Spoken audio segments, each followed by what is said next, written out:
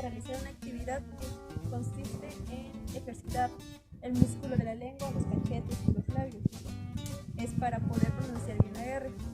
Primero lo que vamos a hacer es hacer chasquidos con la lengua. A ver, hazle. Ok. El segundo va a ser limpiar tus labios. Así, mira. Así, haz círculos. Mira. Ándale. Ok. Después vas a inflar los cachetes. Ahora uno. El otro. Ahora con tu lengua vas a presionar tu cachete hacia afuera. Ahora del otro lado. Ahora te voy a prender esta velita y vas a intentar apagarla, ¿vale? A ver, ven.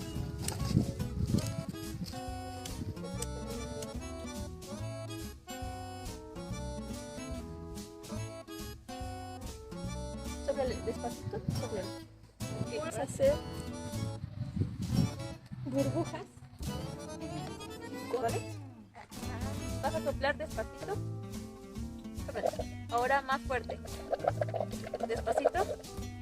Más fuerte.